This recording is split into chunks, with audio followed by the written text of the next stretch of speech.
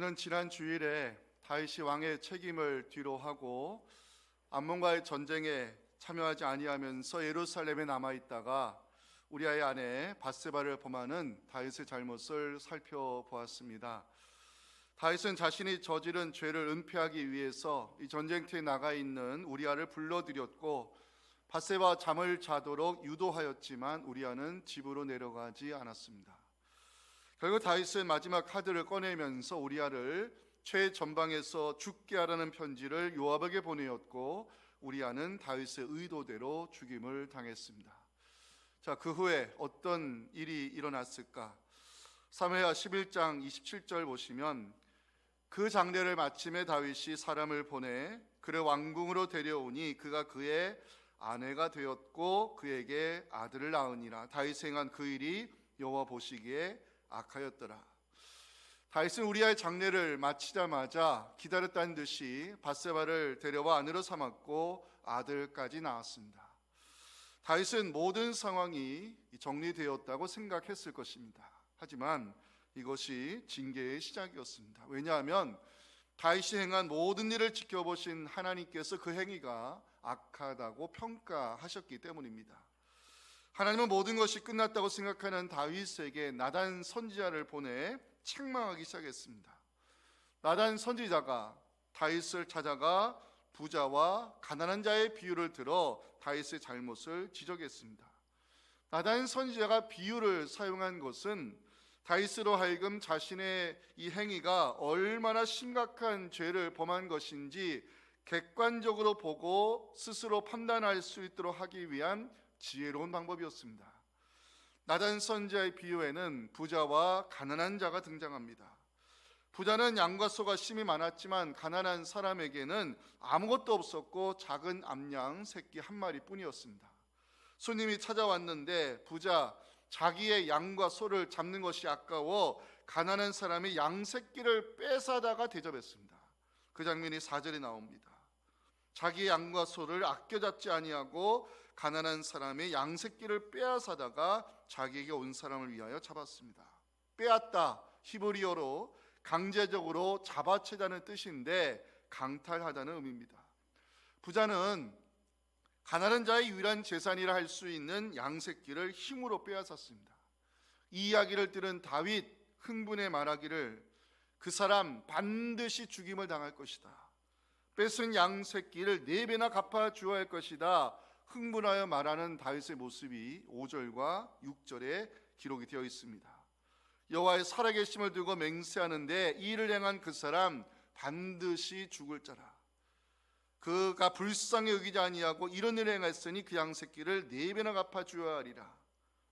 그러자 다윗 나단 선지자는 다윗을 향해서 당신이 그 사람이라 책망하면서 다윗 당신이 지금까지 얼마나 많은 은혜를 받아온 사람인지 7절과 8절에서 강조하고 있습니다. 나단이 다윗에게 말합니다. 당신이 그 사람이라. 이스라엘 하나님 여호와께서 이와 같이 이르시기를 내가 너를 이스라엘의 왕으로 기름 부어 세웠는데 내가 너를 사울의 손에서 구원해 주었는데 내가 이스라엘과 그 다음 말씀이야 유다 족속을 내게 맡겼는데 만일 그것이 부족하였을 것 같으면 내가 네게 이것저것을 더 주었을 것이다. 나단 선지자 다윗이 무엇을 잘못했는지 구체적으로 지적하는 장면이 9절에 나옵니다. 네가 여호와의 말씀을 업신여기고 나보기에 악을 행하였다. 네가 칼로 햇사람 우리아를 치되 암몬 자손의 칼로 죽이고 그 아내를 빼앗아 네 아내로 삼았도다.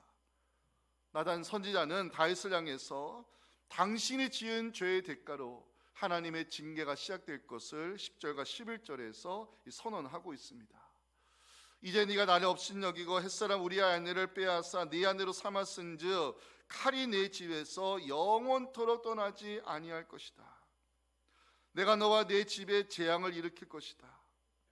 내가 네 눈앞에서 네 아내를 빼앗아 네 이웃들에게 줄 것이고 그 사람들이 네 아내들과 더불어 백주에 동참하는 일이 생길 것이다. 다윗의 죄를 은폐하기 다윗은요 죄를 은폐하기 위해 치밀한 계획을 세워 시도했지만 실패로 돌아가자 결국 우리아를 최전방에 보내 간접 살인했습니다. 하나님 은밀히 행한 다윗의 죄악을 내가 공개적으로 갚아줄 것을 12절에서 말씀하고 있습니다.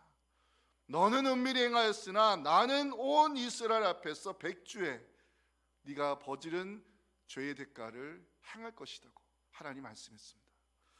나단 선지자가 책망의 말씀을 전했을 때 다윗 즉각적으로 자신의 죄를 인정하고 자백했습니다. 근데 이 다윗의 회개의 한마디가 사실은 회복의 시작이 되었습니다. 13절이 굉장히 중요한 말씀입니다. 함께 읽어봅니다. 다윗이 나단에게 이르되 내가 여호와께 죄를 범하였노라 하매 나단이 다윗에게 말하되 여호와께서도 당신의 죄를 사하셨나니 당신이 죽지 아니하려니와. 아멘. 하나님은 다윗의 회개를 받으시고 용서하셨지만 다윗이 지은 죄는 불행의 씨앗이 되었습니다. 14절 말씀 속에 우리는 공의 하나님을 발견할 수 있는데요, 오늘은 회개는 회복의 시작입니다. 이 제목으로 14절 말씀을 함께 읽고 사순절 둘째 주일 메시지 함께 나누겠습니다. 시작. 이로 말미암아 여호와의 원수가 크게 비방할 거리를 얻게 하였으니 당신이 반드시 죽으리다 하고. 아멘. 첫째 메시지 우리도 같이 한번 읽어보겠습니다. 시작. 하나님은 징계보다는 회개의 기회를 먼저 주시는 분이십니다. 자, 오늘 본문 1절을 보니 여호와께서 나단 선지자를 다윗에게 보내는 장면으로 본문이 시작이 됩니다. 여호와께서 나단을 다윗에게 보내시니 1절에서 중요한 단어는요, 이 보내다는 단어입니다. 우리가 지금 사무엘 12장을 살펴보고 있는데 지난주 보았던 사무엘 11장에서 가장 많이 나오는 단어가 이 보내다는 단어입니다. 그런데 사무엘하 11장에서 나오는 보내다는 단어는요, 다윗이 죄를 범할 때 등장하는 단어입니다. 다윗이 목욕하는 여인을 보자 사람을 보내어 누구인지 알아보게 했습니다. 충직한 신하 우리아의 아내 밧세바라는 것을 알았으면서도 다윗은 왕의 사자들을 보내어 밧세바를 불러들였습니다. 다윗은 자신의 죄를 은폐하기 위해 전령을 보내 전쟁터에 있는 우리아를 불러들였습니다. 어떻게 하든지 우리아를 집으로 보내려 했지만 실패하자 다윗은 편지를 보내 우리아를 최전방에서 죽게 하는 간접 살인을 저질렀습니다. 사무엘하 11장에서 보내다는 단어는 다윗이 적극적으로 죄를 범할 때 사용된 단어인데 사무엘하 12장 1절에서는 완전히 다른 의미로 사용이 되었습니다. 하나님께서 나단 선지자를 보내신 이유 두 가지로 생각해 볼 수 있는데요, 하나는 영적으로 무감각해져 버린 다윗의 영성을 깨우기 위함이었습니다. 자, 하나님이 다윗에게 선지자를 보낸 시점이 중요합니다. 하나님이 나단 선지자를 보낸 시기는 다윗이 밧세바를 범한 후 1년 정도 지나는 시점이었습니다. 다윗은 우리아의 장례를 치르자마자 밧세바를 데려와 아내로 삼았고 아들을 낳았습니다. 시간적으로 보면 다윗이 죄를 범한 이후 1년이 지나도록 회개의 자리로 나아가지 않고 있었다는 증거입니다. 왜 다윗이 회개하지 않은 것일까? 영적으로 무감각해져 버렸기 때문입니다. 죄에 죄를 더하고 악에 악을 더하면 사람은 영적으로 무감각해져 버린다는 것을 다윗이 보여주고 있습니다. 다윗이 밧세바를 데려와 아내를 삼고 아들을 낳기까지 1년 동안 하나님을 찾지 않았습니다. 영적으로 무감각해져 버린 다윗, 하나님께서 깨우치고자 나단 선지자를 보내 책망의 말씀을 전하게 하신 것입니다. 또 하나, 하나님이 나단 선지자를 보내신 이유 다윗에게 회개의 기회를 주기 위함이었습니다. 나단 선지자는 비유를 들어 다윗이 무슨 죄를 범하였는지 지혜롭게 지적하면서 다윗이 스스로 자신의 죄를 인정하도록 만들었습니다. 첫째, 강탈의 죄입니다. 나단 선지자는 부자와 가난한 자의 비유를 들어 모든 것을 가진 다윗이 우리아의 아내 밧세바를 아내로 삼은 것이 강탈 행위라고 책망했습니다. 나단 선지자가 전하는 말씀을 보니 빼앗다란 단어가 무려 3번이나 반복되어 나오고 있습니다. 4절, 가난한 사람의 양새끼를 빼앗아다가. 9절, 그의 아내를 빼앗아 내 아내로 삼았도다. 10절, 햇사람 우리아의 아내를 빼앗아. 이 빼앗다란 단어를 통해서 나단 선지자는 다윗의 행위가 강탈에 해당되는 범죄임을 지적하고 있습니다. 두 번째 잘못, 하나님의 공의와 정의를 무너뜨렸다는 것입니다. 하나님은 나단 선지자를 통해서 내가 너를 이스라엘의 왕으로 기름 부어 세웠다 말씀했어요. 그게 7절 마지막입니다. 내가 너를 이스라엘의 왕으로 세우기 위해 기름을 부었다. 하나님의 다윗에게 기름을 부어 왕으로 세운 이유는요, 정의와 공의를 행하기 위함이었습니다. 제가 지난 시간에 다윗이 어디로 가든지 여호와께서 이기게 하셨다는 말씀을 소개해 드렸죠. 다윗이 어디로 가든지 이기도록 하나님이 도와주신 이유, 다윗이 정의와 공의를 행하는 데 열심히 했기 때문입니다. 다윗이 승승장구하는 이유에 대하여 사무엘하 8장 15절은요 이렇게 기록하고 있어요. 다윗이 온 이스라엘의 왕으로 다스릴 때 정의와 공의를 행하는 데 열심히 했다는 것이죠. 하나님은 다윗에게 기름을 부으시고 이스라엘을 맡기면서 공의와 정의를 행할 것을 요구했습니다. 8절 마지막 보십니다. 이스라엘과 유다 족속을 내게 맡겼느니라. 하나님은 다윗을 이스라엘의 왕으로 청지기로 의를 행하는 도구로 삼기 위해 기름을 부어 왕으로 세웠습니다. 기름을 부었다, 두 가지 의미가 있어요.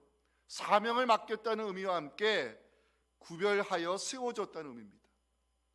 제가 언젠가 새벽 기도 시간에 이 이사야 말씀을 나누면서 왜 구약에서 이토록 하나님이 공의와 정의를 강조하실까, 이 공의와 정의의 단어를 풀어드린 적이 있습니다. 다시 한번 말씀드립니다. 구약에서 공의와 정의는 왜 중요할까? 공의, 히브리어로 체다카라는데 의롭게 판정받는 것을 말합니다. 정의, 히브리어로 미시파트라는데 공정한 재판을 의미합니다. 공의와 정의 모두 판정, 재판과 관련이 있는 것을 볼 수가 있습니다. 그 이유는 공정한 재판, 올바른 판정이 이루어지는 공동체가 되어야 약한 자들, 가난한 자들, 힘없는 자들이 보호를 받을 수 있기 때문입니다. 이게 하나님의 공의와 정의의 목적입니다. 하나님이 다윗을 이스라엘의 왕으로 삼으신 이후 주어진 권력을 가지고 공정한 재판, 올바른 판정을 통해서 약한 자들이 보호를 받을 수 있는 정의와 공의가 흐르는 공동체를 만들라고 기름을 부어 구별하여 왕으로 세운 것입니다. 자, 그런데 다윗 무슨 잘못을 범했습니까? 9절 보십니다. 그러한데 어찌하여 네가 여호와의 말씀을 업신여기고 나보기에 악을 행하였느냐? 네가 칼로 햇사람 우리아를 치되 암몬 자손의 칼로 죽이고 그 아내를 빼앗아 네 아내로 삼았도다. 다윗의 잘못, 주어진 권력을 이용해서 약한 자의 것을 빼앗고 하나님의 공의와 정의를 무너뜨렸다는 데 있습니다. 세 번째 다윗의 잘못은 배은 망덕입니다. 하나님은 다윗의 인생에 참 많은 은혜를 베풀어 주셨습니다. 목독이었던 다윗이 골리앗을 무너뜨리고 이스라엘의 영웅이 되기까지, 사울의 칼을 피해 도망자의 삶을 살았을 때에도, 이스라엘의 왕이 되어 다윗의 이름이 명성을 떨치기까지 하나님 어디로 가든지 다윗이 이기도록 도와주셨어요. 많은 은혜를 누리며 살아온 다윗을 향해 하나님은 나단 선지자를 통해 8절에서 이렇게 말씀을 더하십니다. 만일 그것이 부족했을 것 같으면 내가 네게 이것저것도 더 주었을 것이다. 다윗 많은 것을 누리며 살아왔지만 밧세바는 하나님이 주시지 않은 것이었습니다. 하나님이 주시지 않은 것, 욕심의 대상이 아님에도 불구하고 다윗은 주시지 않은 것을 강제적으로 강탈하여 빼앗았습니다. 일종의 배은망덕 행위라고 말하지 아니할 수 없습니다. 네 번째 다윗의 잘못, 계명을 어겼습니다. 다윗이 이스라엘의 통일 왕이 되고 난 이후에 국가적으로 추진한 정책이 있지요. 하나님의 언약궤를 예루살렘으로 모셔오는 일이었습니다. 그때 다윗이 하나님의 임재를 상징하는 언약궤를 모셔올 때 얼마나 기뻐 춤을 추었는지 우리 잘 알고 있습니다. 다윗이 기뻐 춤을 추며 모셔왔던 법궤 안에는 십계명의 돌판이 들어 있었습니다. 하지만 다윗은 하나님이 주시지 않은 것에 욕심내면서 계명을 어겼습니다. 제6계명 살인하지 말라, 제7계명 간음하지 말라, 제8계명 도둑질하지 말라, 제10계명 네 이웃의 것을 탐내지 말라. 다윗 모두 어겼습니다.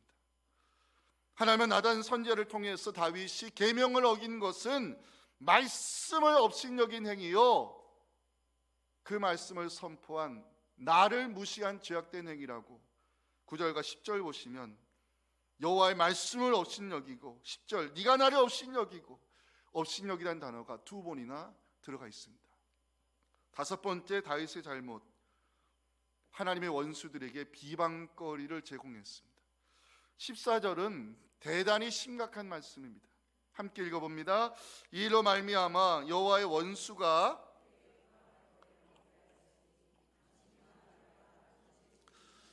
이 구절에 대한 해석이 여러 가지가 있는데 많은 번역본들이 주장하는 해석을 소개하겠습니다. 다윗이 범죄함으로 말미암아 여호와의 원수가 하나님을 경멸할 빌미를 제공했다, 이렇게 해석합니다. 다윗의 잘못, 사람의 잘못으로 끝나는 것이 아니라는 것입니다. 다윗은 하나님이 기름 부으신 이스라엘의 왕이요 하나님이 세우신 청직입니다.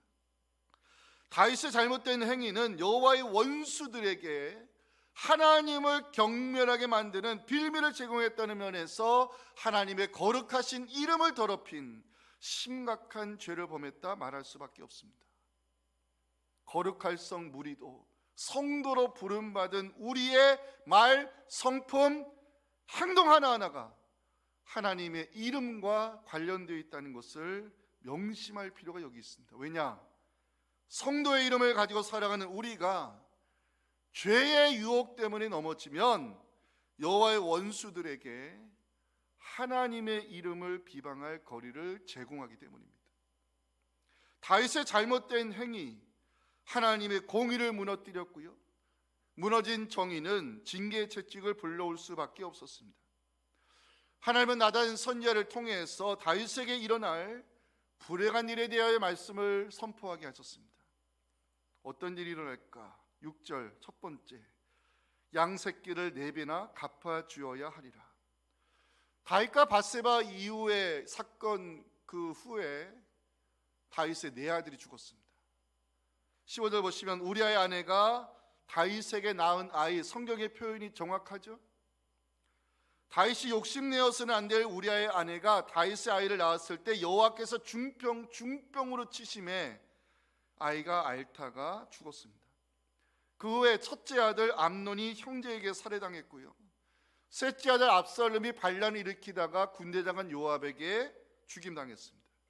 넷째 아들 아도니아가 스스로 왕이 되겠다 나섰다가 솔로몬에게 죽임당했습니다. 하나님의 예고대로 양새끼 취하였던 다윗에게 4아들이 죽는 4배의 형벌이 가해졌습니다. 두 번째 형벌 10절 마지막, 칼인에게서 영원토로 떠나지 아니할 것이다. 다윗에 이어 왕이 된 솔로몬 이후 통일 왕국이 분열됩니다. 북이스라엘과 남유다로 갈라져 끊임없는 갈등과 칼의 싸움이 이어졌습니다. 북이스라엘과 남유다 수많은 이방 민족의 침략을 받다가 결국 아스르와 바빌론 제국의 칼에 멸망당했습니다. 세 번째 징계 11절 12절, 다윗의 은밀한 죄가 공개적으로 수치를 당할 것을 하나님 말씀했습니다. 여호와께서 말씀합니다. 내가 너와 네 집에 재앙을 일으킬 것인데 내가 네 눈앞에서 네 아내를 빼앗아 네 이웃들에게 줄 것이다. 그 사람들이 네 아내들과 더불어 백주에 동참할 것인데 너는 은밀히 죄악을 행하였으나 나는 온 이스라엘 앞에서 백주에 이 징계의 일을 행하겠다고 하나님 말씀했습니다. 압살롬이 반란을 일으켰죠. 다윗이 예루살렘에서 쫓겨났습니다. 그때 아들 압살롬이 아버지의 후궁들을 백주 대낮에 취하면서 이 말씀이 그대로 실현됐습니다. 성경은 사람의 은밀한 죄를 공개적으로 갚으시는 공의의 하나님을 증거하고 있습니다. 자, 여기까지는 설교가 좀 무겁겠습니다만은 이제 중요한 말씀을 드리겠습니다. 중요한 것이 있습니다. 하나님이 선지자를 보내신 이유입니다. 하나님은 다윗의 잘못된 행위를 책망했지만, 다윗의 인생에 이제 앞으로 일어날 불행한 일을 예고하셨지만 이것이 하나님의 선지자를 보낸 이유의 전부는 아니었습니다. 하나님이 선지자를 보내신 이유, 1년이 지나도록 회개의 자리에 나오지 못하는 다윗의 영적 무감각을 깨우기 위함이요 회개의 기회를 주기 위함이었습니다. 제가 1절 말씀 묵상하는 가운데 이 보내다는 단어를 통해서 기회를 주시는 하나님을 발견하게 되었습니다. 다윗의 무뎌진 영적 감각을 깨워주시고 회개의 기회를 주시고자 선지자를 보내시는 하나님을 성경이 증거하고 있습니다. 사랑하는 성도 여러분, 우리가 믿는 하나님은요 기회를 주시는 하나님이심을 믿으시기 바랍니다. 하나님에게 있어 징계가 먼저가 아니라는 것입니다. 하나님은 징계를 즐겨하시는 분이 아니라 우리에게 회개의 기회를 먼저 주시는 하나님이심을 기억하시고, 사순절 기간 하나님께서 말씀으로 우리의 죄를 깨닫게 하시고 성령으로 우리 양심의 문을 두드리실 때 회개의 자리로 나와 하나님과 관계를 회복하는 의미 있는 사순절을 보내는 우리 모두가 될 수 있기를 주님의 이름으로 축원합니다. 자, 마지막 메시지 함께 읽겠습니다. 시작. 진정한 회개는 회복의 시작이 될 수 있다는 것입니다. 우리가 누군가로부터 책망의 소리를 들을 때 듣기는 싫지만 찔림을 받을 수가 있습니다. 중요한 것은 찔림에 대한 반응입니다. 사무엘 선지자가 사울의 잘못을 책망했을 때 사울도 사람인지라 양심 있는지라 찔림을 받았어요. 그런데 사울은 회개하기보다는 변명을 드러내면서 결국 회개의 기회를 놓치고 하나님께 버림받았죠. 다행스럽게 다윗은 그렇지 않았다는 것입니다. 나단 선지자가 지적하는 책망의 소리에 다윗이 어떻게 반응했을까? 이 13절의 한마디의 고백이 회복의 시작이었습니다. 중요한 말씀입니다. 함께 읽어봅니다. 다윗이 나단에게 이르되 내가 여호와께 죄를 범하였노라 하매 나단이 다윗에게 말하되 여호와께서도 당신의 죄를 사하셨나니 당신이 죽지 아니하려니와. 제가 이 13절 말씀을 묵상하는 가운데 중요한 진리를 깨닫게 되었습니다. 함께 나누기 원합니다. 첫째, 회개는 미움의 대상이 되어서는 안 된다는 것입니다. 미룰 수 있는 게 있고 미뤄서는 안 되는 것이 있는데 회개는 미움의 대상이 되어서는 안 된다는 것입니다. 다윗은 선지자의 뼈를 때리는 책망의 소리를 들었을 때 즉각적으로 반응했습니다. 내가 여호와께 죄를 범하였노라. 기억하실 것은 진정한 회개는요 죄 사함의 은총으로 이어진다는 사실입니다. 그 증거가 13절 마지막에 나옵니다. 나단 선지자가 하나님의 이름으로 선포하지 않습니까? 여호와께서 당신의 죄를 사하셨다. 진정한 회개는 죄 사함의 은총으로 이어진다는 진리를 보여주고 있습니다. 두 번째 나누고 싶은 진리가 있습니다. 회개는 인정과 자백에서 시작된다는 사실입니다. 다윗은 선지자의 책망에 변명하거나 핑계대지 않았습니다. 내가 여호와께 죄를 범하였다고 인정했고 자백했습니다. 그런데 궁금했어요. 다윗은요 그 당시 왕의 자리에 있던 사람이고 권력과 힘을 가진 사람이었어요. 다윗 시대의 이방 나라의 전제 군주들의 행태를 보면 부하의 아내를 아내로 삼는 행태는요 그 당시에 있을 수 있는 일이었어요. 근데 다윗 왕의 자리에 있었고 힘과 권력을 가진 사람인데 어떻게 자신의 죄를 인정하고 자백할 수 있었을까? 질문을 던지는 가운데 다윗에게는 경험이라는 것이 있다는 것을 알게 되었습니다. 죄를 인정하지 아니하고 자백하지 아니할 때 어떤 일이 일어나는지 하나님이 회개하지 않은 자의 영혼을 손으로 짓누른다는 것을 다윗이 경험을 통해 알고 있었다는 것입니다. 그 증거가 시편 32편 3절부터 5절 다윗이 직접 자신의 경험을 통해서 체험한 은혜를 시편으로 기록해 놨습니다. 함께 읽겠습니다. 시작. 내가 입을 열지 아니할 때에 종일 신음하므로 내 뼈가 쇠하였도다. 주의 손이 주야로 나를 누르시오니 내 진액이 빠져서 여름 가뭄에 마름같이 되었나이다. 내가 이르기를 내 허물을 여호와께 자복하리라고 주께 내 죄를 아뢰고 내 죄악을 숨기지 아니하였더니 곧 주께서 내 죄악을 사하셨나이다. 아멘. 사랑하는 성도 여러분, 회개는 미움의 대상이 되어서는 안 됩니다. 회개는 인정과 자백에서 시작된다는 사실 기억하시면서 회개의 자리로 나아가실 때 회개의 역사가 회복의 은혜로 이어진다는 것을 이 사순절 기간에 경험하시기를 간절히 소망합니다. 회개의 역사가 회복의 은혜로 나타난다는 진리, 우리가 살고 있는 이 땅에서 일어난 사건으로 여러분들에게 소개하고 오늘 소개 마칩니다. 1900년대 초반 조선 땅에서 일어난 회개 운동이 있었습니다. 사람들은요, 1907년 평양 장대현 교회에서 일어난 회개 운동을 한국 교회 부흥의 시작으로 보지만 사실은 그렇지 않습니다. 1900년대 초반에 일어난 성령 운동, 회개의 역사, 부흥의 시작은 강원도 지역에서 선교에 실패한 한 이방인 선교사의 고백과 참회의 눈물에서 시작이 됐습니다. 캐나다 YMCA 소속으로 1898년 이 조선 땅에 와서 강원도 지역에서 전도 활동을 하던 선교사가 있었는데 이름은 하디였습니다. 근데 이 하디가 강원도 지역 선교 활동에서 실패를 경험했습니다. 하디 선교사 1903년 창전교회에서 열린 기도회에서 자신의 무력을 인정했습니다. 선교 실패의 부끄러움을 고백하면서 이 조선 사람들을 쉽게 보았다.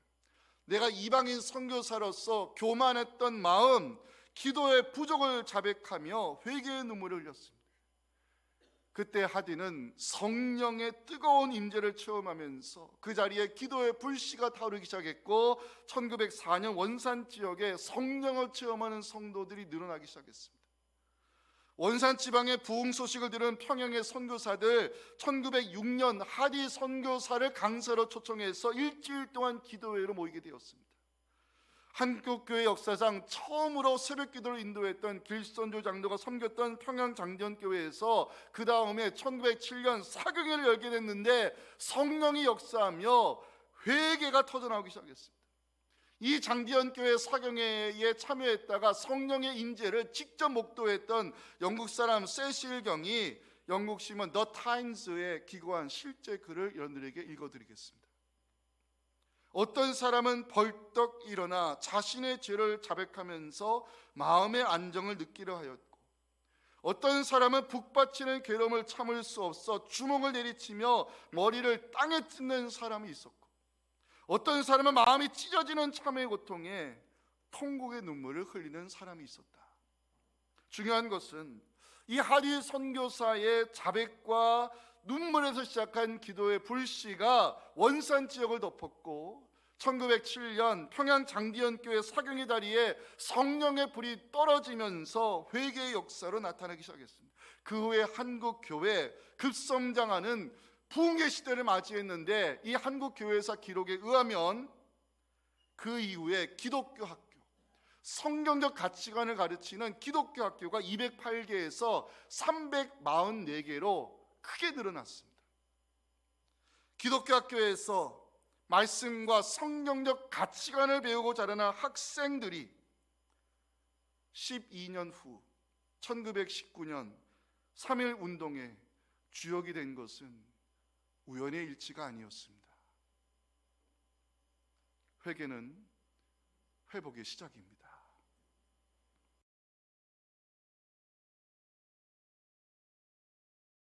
지금도 살아계셔서 언제나 우리를 기도로 도우시는 우리 구주 예수님의 은혜와 우리의 진정한 회개를 통해 회개 역사를 시작하시는 하나님 아버지의 크신 사랑과 성령의 도우심이 오주 신이 말씀을 내 가슴속 깊이 새기며 사순절 기간 나의 언행과 성품과 행위를 돌아보고 성령께서 말씀으로 양심으로 우리를 찌르실 때 즉각적으로 회개로 반응하여 회복의 은혜를 누리며 살기 원하는 우리 사랑하는 모든 성도들의 이 간절한 기도와 우리 자녀들의 신앙과 이 나라와 민족 위에 지금부터 영원토록 함께 하시기를 간절히 축원하옵나이다.